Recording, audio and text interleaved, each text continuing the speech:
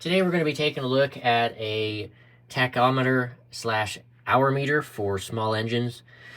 So I picked this up off Amazon for about $12, and what it is it's a little meter that allows you to track engine hours on small engines that are 2-stroke or 4-stroke. So, and it also doubles as a tachometer as well to let you see the engine RPM. But anyway, so let's go ahead and get it out of here, take a look at what it is and what's included. So first thing obviously is the meter itself. So obviously you would mount this somewhere on your motorcycle, go-kart, quad, your lawnmower, whatever. And then this is the little sensor wire that you run back to your spark plug, and you wrap it around the spark plug wire for this to be able to track that information. So we'll come back to that in just a second. Down in here you have the kind of information guides, operating instructions, which is how you, it tells you more about the device. And then we have a little bit of adhesive, double-sided adhesive Velcro. So getting back to this, you do have, again, the sensor wire is fairly long, so you should have enough length to run it to wherever you need on your engine.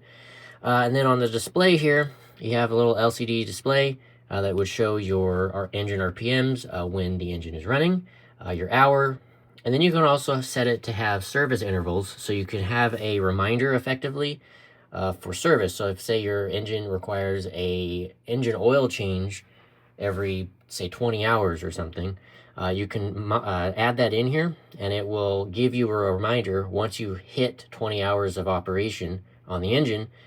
It'll let you know that it's time to do an oil change, which is kind of neat.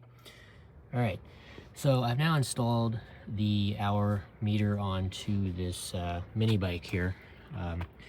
I plan on to install a couple more of these on my 2 generators as well. But for this first one, I installed it onto this mini bike so I can keep track of oil changes and stuff on it. Anyway, so in this case, like I said in the earlier portion of the video, I opted to use the Velcro adhesive rather than screwing into this metal frame because I didn't really want to have to drill holes into this if I didn't have to.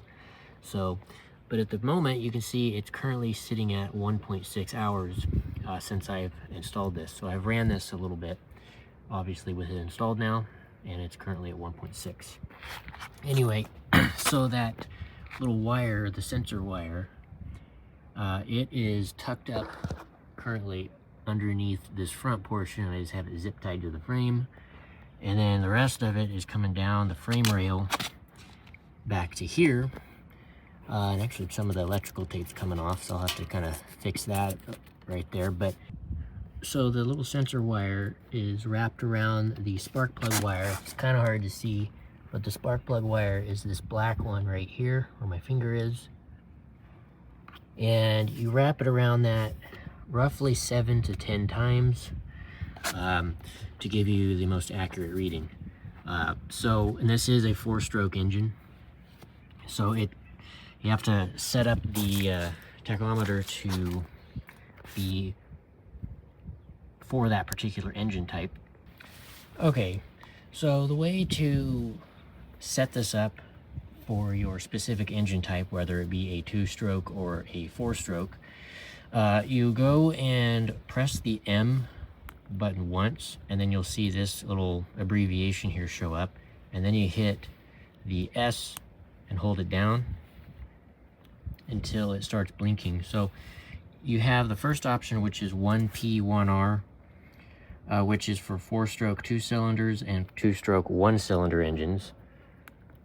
And then if we cycle through, you press the S again until you see 2P1R, and 2P1R is 4-stroke 4-cylinders and 2-stroke 2-cylinder engines. Then you have 1P2R, which is specifically for 4-stroke 1-cylinder engines. Press it again and it goes back to the 1P1R. And when you let go and you just leave it for about 5 seconds, it will stop, it'll go back to hours, and then that has now selected your setting. So that's how you set this up to be configured for your particular engine type. You might have to modify the wraps on the spark plug wire with the sensor wire here, depending on how high your tachometer is. So if your engine RPMs are running a little high or a little low, you can adjust that by modifying the amount of coils you have with the sensor wire. So I'm going to go ahead and now start the engine so you can get an idea of what the tachometer looks like when it's running. So let's go ahead and start the engine.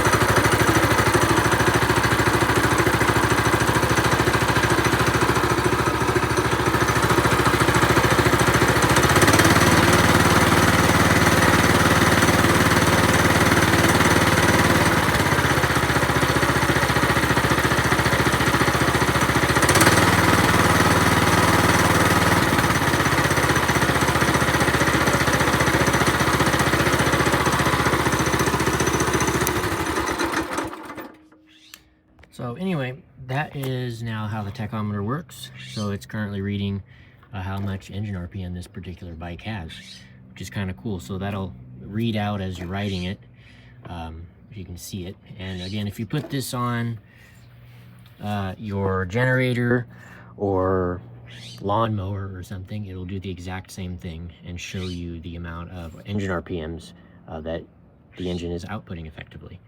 So it's pretty cool. So yeah, that's basically it for this quick video. Hope you guys have enjoyed, and I'll see you guys in the next one.